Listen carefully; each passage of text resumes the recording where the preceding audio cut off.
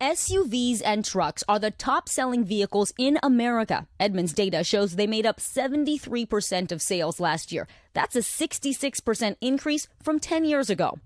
As their popularity grows, so has the number of deadly front-over crashes. That's when a driver hits someone right in front of them. New data reveals front-over deaths more than doubled from 251 in 2008 to 526 in 2020. Many of the victims just 4 years old or younger. To show you how hard it can be to see what's right in front of you, I'm here at the Consumer Reports test track in Connecticut. We're going to get behind the wheel of some of the nation's top-selling SUVs and trucks. We have kids line up in front of the bumpers to demonstrate how big the blind zones can be. One by one, they're finally visible to the driver over the hood. With their parents watching, we start with the nation's best-selling vehicle, the Ford F-150. I'm in the driver's seat. 1, 2, 3, 4, 5, 6, 7, 8 kids in front of the bumper.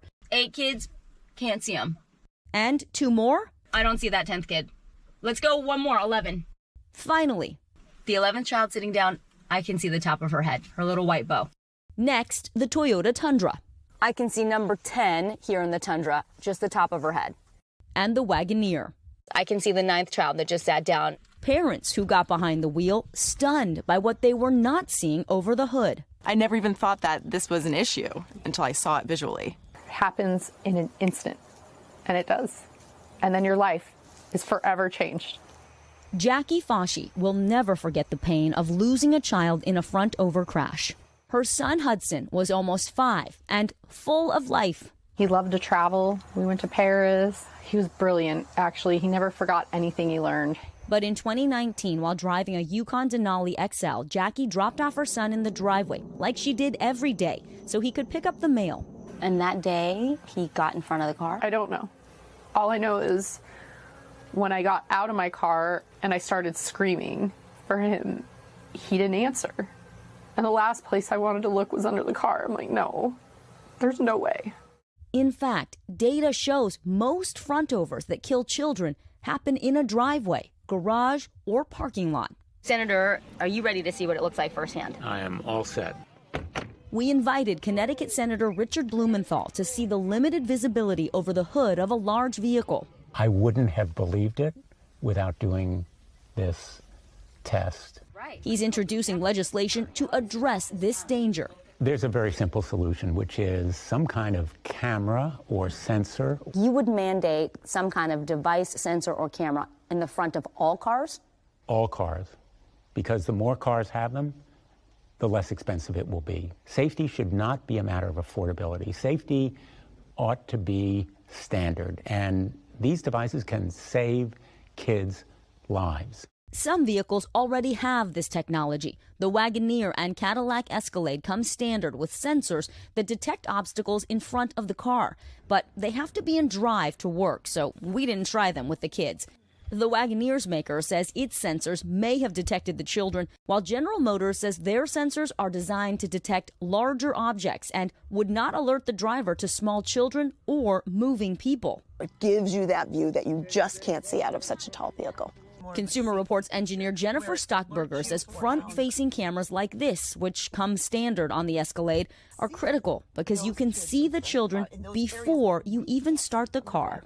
Jennifer, that is child number 1, and I can see him clearly. Clearly, as opposed to I can't see any of their heads out the front view. What do you do if you're driving one of these big, tall cars and you don't have a camera? Get in the habit of kind of checking around your car before you move and being very aware of where those kids are. An automotive industry group says safety is a top priority of the auto industry. Vehicles continue to get even more safe as automakers across the board test, develop, and integrate new safety technologies that can help save lives and prevent injuries. I just would love to see not another parent have to go through what our family and so many others are going through. As for Jackie, she traded in her large SUV for a smaller vehicle with better sight lines and camera technology she believes would have saved her son's life. There needs to be cameras. You need to be able to see in the front. Well, the good news this morning, Jackie may get her wish. We have learned exclusively that Senator Blumenthal is going to announce a new bill today. It would require front-facing cameras, sensors, or other technology on all cars. It's called the Stop Frontovers Act. And in case you were wondering, when the senator was behind the wheel of the Escalade, he said he couldn't see the 12 kids over the hood. That car does come standard with a camera. If we had turned it on, guys, he would have been able to see that very first child. Now he's saying the bill is to make it standard on every car. Yeah.